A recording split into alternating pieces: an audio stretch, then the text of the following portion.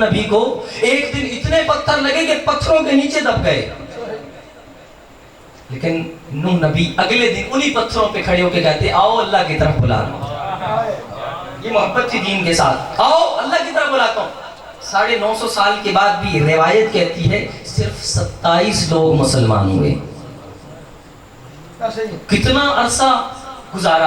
तो भाई अल्लाह ने इल्म दे के भेजा, हजरत आदम को इल्म दे के भेजा, हजरत नूह को इल्म देकर भेजा, हजरत मूसा को इल्म देकर भेजा, हजरत ईसा को इल्म दे के भेजा, हजरत दाऊद को इल्म दे के भेजा, हजरत सुलेमान को इल्म दे के भेजा। वे नबी सारे के सारे जितने भी आए अल्लाह ने सबको इल्म दे के भेजा। लेकिन हर नबी जब भी दुनिया में आया तो कहीं वही नाजिल हो रही है तो अल्लाह इल्म दे रहा है, लेकिन हर किसी को उसके बाप के घर में इल्म दिया।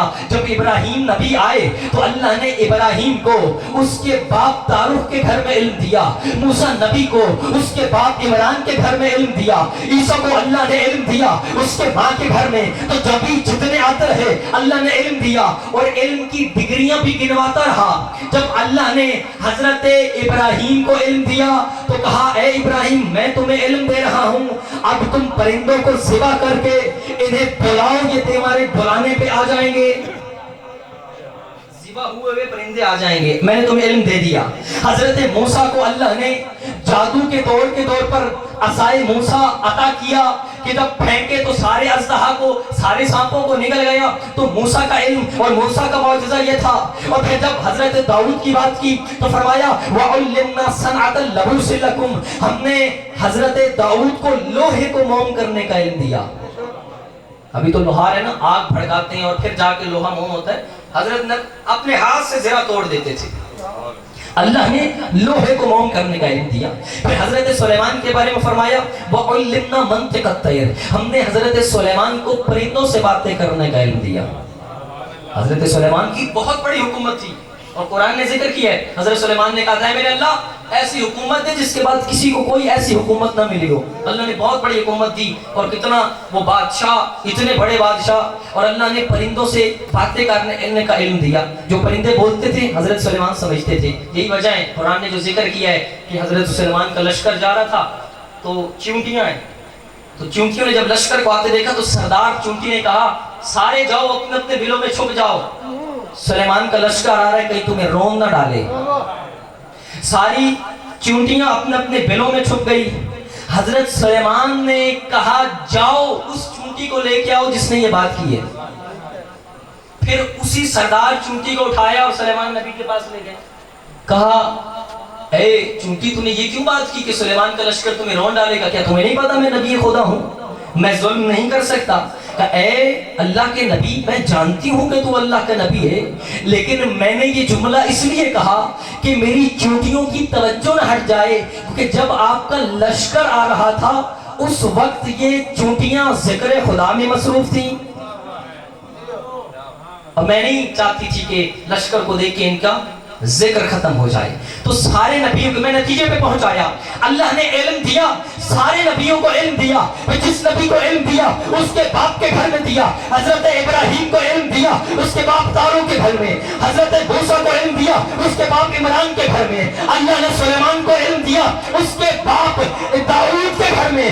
अल्लाह ने जितने नबियों को इल्म दिया जो उनके बाप के घर में आए अल्लाह उन्हें इल्म देता रहा, और जो अल्लाह के घर में पैदा हुआ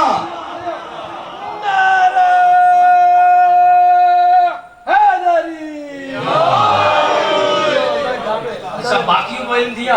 और जिसकी विलादत ही काबे में हुई, जो अल्लाह के घर आया, क्या उसे इल्म नहीं देगा? फरमाया इल्म क्यों नहीं देगा? इल्म की वो डिग्रियां बताई कि फिर मेरे रसूल ने इस इल्म की वजाहत यूं की, अरे लोगों घबराओ नहीं, अना मदीनतुल इल्म व अलीयुन बाबुहा, मैं इल्म का शहर हूँ, अली उसका दरवाजा है। वो इल्म अल्लाह ने दे के भेजा। तो भाई मैं बात कर रहा था इस खानदान का छोटा भी आलिम, इस खानदान का बड़ा भी आलिम, इनके इल्म में कोई फर्क नजर नहीं आता। और वो वाक़या गवाह है इस बात का कि हजरत इमाम हसन मुज्तबा अलैहिस्सलातु वस्सलाम इमाम की जात पे 72 सलावत पढ़ी।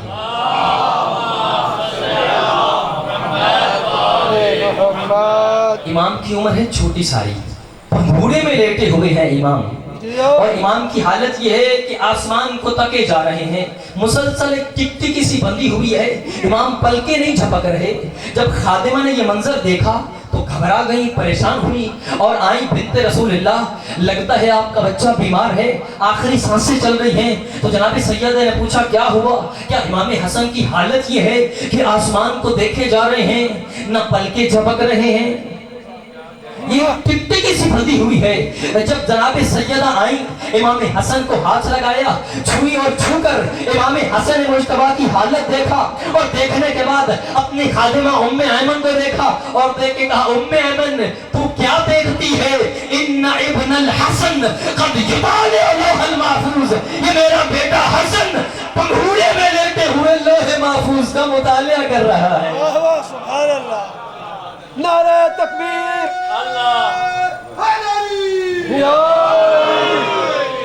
نعرہ تکبیر، نعرہ رسالت، نعرہ حیدری۔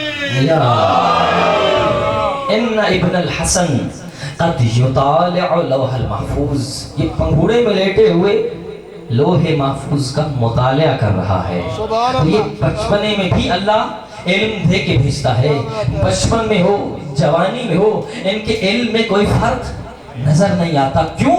اور یہ ضروری ہے کہ جو بھی ہدایت کرنے کے لیے آئے وہ علم لے کے آئے، اسے دنیا میں علم لینے کی ضرورت نہ پڑے، کیونکہ امام کسے کہتے ہیں؟ امام کہتے ہی اسے ہیں کہ دنیا کی ساری ضروریات جس دروازے سے مل جائیں اسے امام کا دروازہ کہتے ہیں۔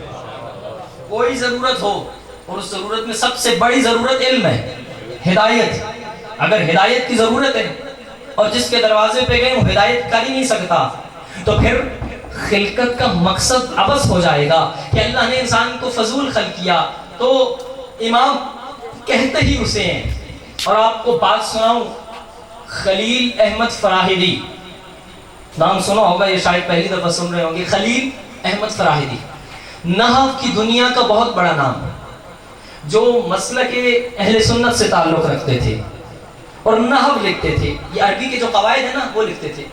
آپ قرآن پڑھتے ہیں، عربی پڑھیں نا، تو آپ جب پڑھتے ہیں زبر زیر پیش، تین ہیں حرکتیں ہیں نا، آپ حرف کے آخر میں کبھی کرتے ہیں زبر، کبھی پڑھتے ہیں زیر، کبھی پڑھتے ہیں پیش، الف زبر آ، با زبر بو، با زیر بی، تو با پیش، یہ الف زبر زیر پیش، یہ جو حرکات نکات لگائے ہیں نا، یہ خلیل احمد فراہیدی نے لگائے ہیں۔ وہ نحو کی قانون بناتا تھا اور اس کی زندگی میں یہ لکھا ہے کہ وہ اپنی زندگی کے آخری حصے میں شیعہ ہو گیا۔ توجہ فرمائیے گا، نحو کی قانون لکھتا ہے اور زندگی کے آخری میں شیعہ ہو گئے، مسلک حقہ کو قبول کیا۔ تو پوچھنے والوں نے پوچھا بندہ خدا، تیرا کام تو نحو کے قانون لکھنا ہے اور تو ساری زندگی نحو کے قانون لکھتا رہا اور اپنی زندگی کے اختتام پہ تو شیعہ ہو گیا، اس کی وجہ کیا ہے؟ جب اس نے یہ کہا نا کہ اپنی زندگی کے اختتام میں شیعہ ہو گیا، وہ کہتے ہیں میں نے نحو کے قانون لکھے ہیں، لیکن پتہ ہے کیسے لکھے ہیں؟ میں جب بھی کوئی قانون لکھنے لگتا تھا میں دیکھتا تھا اسے علی کیسے پڑھتے ہیں۔ نعرہ حیدری۔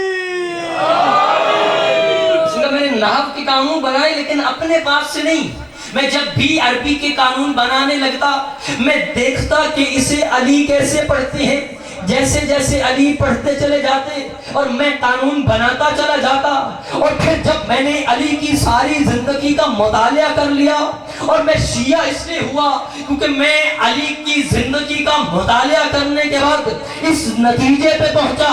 کون سا نتیجہ؟ وہ نتیجہ دے کے کہتا ہے کہ احتیاج الناس الیہ واستغناؤہ عن الکل علی انہ دلیل علی انہ امام الکل۔ میں نے علی کی پوری زندگی کا مطالعہ کیا اور اس نتیجے پہ پہنچا کہ پوری کائنات کا علی کے دروازے پہ آ جانا اور علی کا کسی کے دروازے پہ نہ جانا اس بات کی دلیل ہے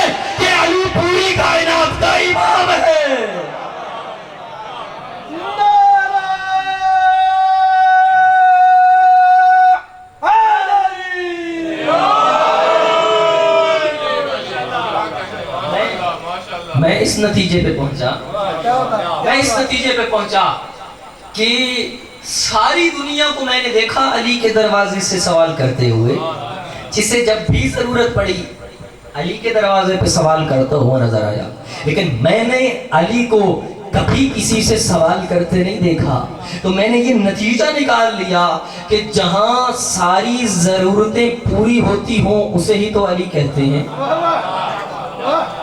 اور یہ حق کا امام ہوتا ہی وہ ہے جس سے ساری ضرورتیں پوری ہو جائیں۔ اس دروازے سے سوالوں کے جواب ملتے ہیں۔ تو سوال کیا ہے کہ اس گھر کا بچہ ہو تو بھی عالم، اس گھر کا جوان ہو تو بھی عالم، اس گھر کا بڑھاپے پہ قدم رکھے تو بھی عالم۔ اور وہ واقعہ گواہ ہے اس بات کا کہ اماموں میں سب سے کم سن امام محمد تقی رہے ہیں، 28 اللہم صلی علی محمد، 28 سال کی عمر صرف پائی ہے، اور جب عہدہ امامت پہ فائز ہوئے اور آپ کے والد بزرگوار اس دنیا سے گئے تو آپ صرف 6 سال کے تھے، یا بعض روایتوں کے مطابق 5 سال کے تھے۔ 5 یا 6 سال کے بچے جب اس دنیا سے گئے، ان کے والد تو ظاہر ہے عہدہ امامت سنبھال رہے ہیں، لیکن وقت کی بادشاہت کو لگا کہ ابھی بچہ ہے، ظاہر ہے تو انسان کا بچہ 4-5 سال کا ہوتا ہے تو سکول میں داخل کرواتے ہیں کہ ظاہر ہے اسے تعلیم، اب بولنا شروع کر دیے تو اب اسے علم دینا چاہیے، تعلیم کی ضرورت ہے، سکول جاتا ہے، مدرسے جاتا ہے، پڑھتا ہے۔ تو وقت کی بادشاہت نے سمجھا کہ جیسے باقی دنیا کے بچے ہیں یہ بھی ویسا ہی ہے، جیسے باقی دنیا کے بچے، انہیں علم کی ضرورت ہے، تو امام محمد تقی کو بھی علم کی ضرورت ہے۔ تو امام کے لیے استاد کا انتخاب کیا وقت کی بادشاہت نے۔ عباسی خلفاء نے کہا کہ محمد تقی چھوٹے ہیں، انہیں ابھی علم کی ضرورت ہے، انہیں تعلیم کی ضرورت ہے، ایک استاد کا بندوبست کیا جائے۔ امام محمد تقی کے لیے استاد کا انتخاب کیا گیا۔ اپنے وقت کا بہت بڑا فقیہ یحییٰ ابن اقسم کا اہتمام کیا کہ یہ امام کو پڑھائے گا روزانہ اور پڑھ کے چلا جائے گا۔ وقت کا تعین ہوا، جگہ کا تعین ہوا، اس وقت میں یحییٰ ابن اقسم پڑھانے جائے گا اور فلاں جگہ پڑھانے جائے گا۔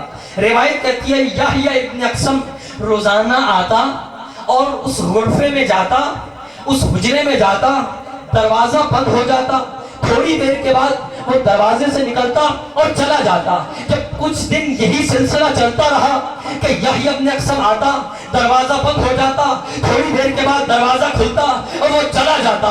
جب کچھ دن گزر گئے نا، گزرتے ہوئے بازار میں کسی نے ہاتھ پکڑا اور کہا اے یحییٰ ابن اقسم بتا تو صحیح وہ تیرے علم کا سلسلہ پہنچا کہا؟ تو جو آل محمد کے بچے کو پڑھانے جاتا ہے بتا تو صحیح علم کا سلسلہ پہنچا کہا؟ جب اس نے سوال کیا تو یحییٰ ابن اقسم نے جواب دے کے کہا ارے تمہیں لگتا ہے کہ میں پڑھانے جاتا ہوں، حقیقت تو یہ ہے میں پڑھنے کے لیے جاتا ہوں۔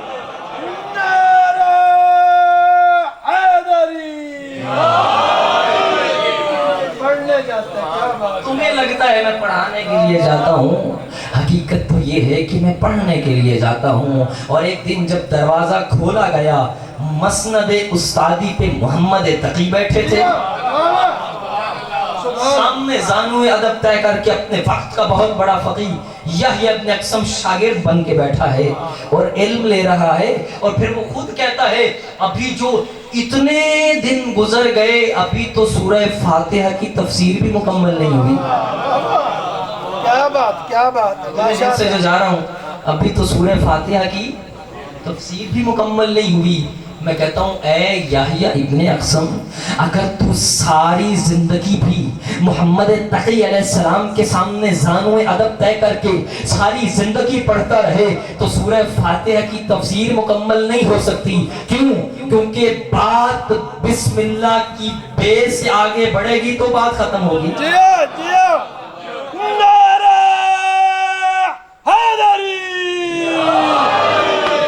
کیا بات ہے! بات بسم اللہ سے آگے بڑھے گی تو ختم ہوگی۔ جیو، اور یہی وہ تفسیر اور سورہ فاتحہ کی بات آئی ہے تو میں یاد کرتا چلوں، تفسیر کے اندر بہت بڑا نام عبداللہ ابن عباس، جیو، ابھی تفسیر پڑھتے ہیں، بہت ساری روایتیں عبداللہ ابن عباس سے نقل ہیں، مفسر قرآن تھے اپنے وقت کے بہت بڑے، علی ابن ابی طالب علیہ السلام کے شاگرد۔